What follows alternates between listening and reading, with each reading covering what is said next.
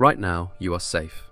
You are reading this, probably somewhere comfortable, and the worst pain you will feel today might be a stiff neck or a stubbed toe. But here is the thing nobody tells you about safety. For 300,000 years, it did not exist. And once in a while, archaeologists dig up a skeleton that makes them stop. Not because it is ancient, because the way that person died is so brutal, so specific, that it forces us to ask one question. What was it actually like to be alive back then? In 2021, off the coast of Japan, researchers found a skeleton. It belonged to a man from the Jomon culture, a hunter-gatherer who lived 3,400 years ago. They named him Tsukumo 24, and when they examined his bones, they were confused. His skeleton was covered in cuts, not a few, not a dozen, 790 lacerations, deep enough to mark bone, deep enough to look like metal weapon wounds. But the Jomon people had no metal. So the researchers looked again, and this time they noticed the cuts were V-shaped, identical to the bite patterns left by modern shark attacks. A tiger shark or a great white. His ribs were shattered, his chest cavity was torn open, his left hand and both feet were missing. But here is the part people forget. He was found in a traditional burial site, not at sea. His body did not show signs of being in water for long, and his left leg, the one with the deepest bites, told researchers the shark had attacked from below. An ambush. The current theory is this. He was out fishing with his community. He got into the water, perhaps to spear a catch. Blood had already been spilled into the sea. The shark came. His people pulled him out. But it was too late. He died before reaching shore, and they buried him the only way they knew how.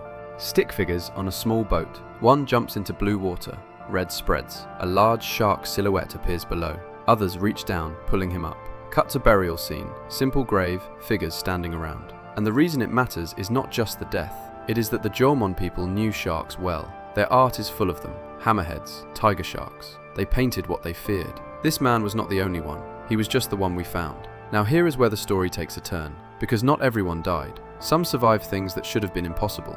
In 2020, deep inside a cave in Borneo, scientists found a skeleton missing its left leg and foot. At first, they assumed it was a hunting accident, a fall maybe, an animal attack, but the wound told a different story. The cut was clean, surgical, and it had healed. This was an amputation, performed 31,000 years ago, with a sharpened stone tool. No painkillers, no anesthesia, and yet, no infection. The bone was smooth, the tissue unscarred by disease. The person was a child when the surgery happened, and they survived, for nearly a decade, into their early 20s, in rugged, mountainous terrain, with one leg. Let that sink in. Some modern studies report infection rates of up to 40% after major amputations, in hospitals, with antibiotics, with trained surgeons. This ancient healer used a rock, and somehow kept everything clean. And here is the deeper meaning. The person did not survive alone.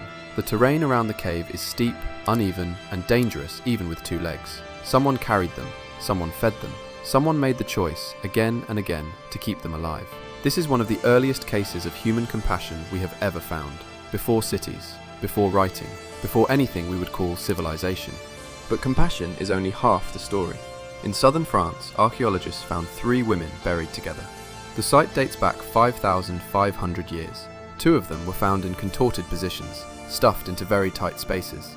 Heavy grindstones covered their bodies, stones too large and too deliberate to be accidental. Their arms and legs showed signs that ropes had bound them. Their legs were tied to their necks. Every movement they made would have tightened the rope around their throat. They were buried alive, and left to strangle themselves. The 3rd woman was placed above them, unbound, above the stones, a symbolic placement. And here is the detail that makes it worse. The entire structure was built inside something that looked like a grain silo. During the summer solstice, the sun would shine directly onto it. This was not random violence. This was ritual, organized, carefully designed. Whoever did this knew exactly what they were doing. And sometimes, the violence was not even meant to kill. In France, archaeologists found 38 human skulls, all with holes drilled into them. The site is over 8,000 years old. This was trepanation, the first widespread surgery in human history. A hole drilled through the skull into the living brain. And it was everywhere. Across Neolithic Europe, up to 10% of all skeletons show signs of it. At the French site, it was closer to 33%. 1 in 3 people walking around with a hole carved into their head. The reasons were anything and everything. Spiritual rituals, epilepsy treatment, head wound relief, a bad headache. If you woke up in 6500 BC with a throbbing migraine, the local solution was a sharpened stone and a steady hand. The survival rate tells you everything you need to know. Less than 40% of the skulls showed any signs of healing. More than 60% died from infection, blood loss, or the surgeon going too deep. And they did this to people of every age: children, adults, the elderly. Here is what these 4 stories have in common. None of them are outliers. The shark attack victim, the amputee, the sacrificed women, the trepanned skulls, they are not exceptions. They are what normal life looked like for most of human history. Nature was not kind. The planet was not forgiving. And humans, even when they were trying to help each other, were operating with tools and knowledge that modern eyes would call primitive. But that word is wrong. Primitive does not mean stupid. The ancient surgeon in Borneo understood something about sterilization that we cannot fully explain. The Joman fishermen pulled their friend from the water even though it was already too late. The community around the amputee chose care over abandonment. The violence was real, the suffering was real, but so was the response to it. And the pattern was not limited to one place or one era. A Neolithic man in the Atacama Desert, the driest place on Earth, drowned. Diatoms, tiny algae, were found in his bone marrow. He inhaled water, it entered his bloodstream, it settled in his skeleton. 5,000 years later, we can still read his last breath. A teenage girl in Iron Age Germany, the bog body of Uchter Moor, lived with 2 healed skull fractures, a tumour at the base of her spine, chronic bone inflammation, and childhood malnutrition. Every day of her short 17 or 18 years was pain. The first known plague victim, a hunter-gatherer in Latvia, died at 20 from a rodent bite. The bacteria, Yersinia pestis, would go on to kill over 100 million more people across the centuries. He never knew what he started. Every continent, every era, the same story. So here is the full picture.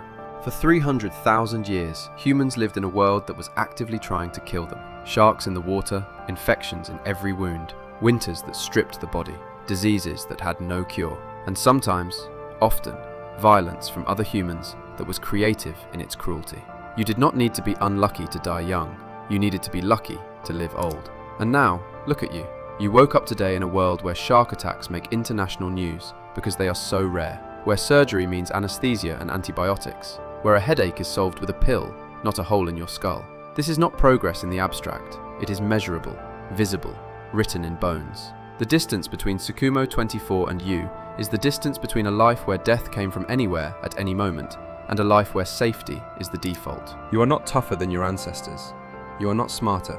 You are not morally superior. You are just luckier. Luckier to have been born now. Luckier to live at a time when the world has been slowly, painfully, incompletely, but genuinely tamed. And that is worth remembering. If you want to understand more of the hidden stories that shape the world you live in, subscribe. There is a lot more to explain.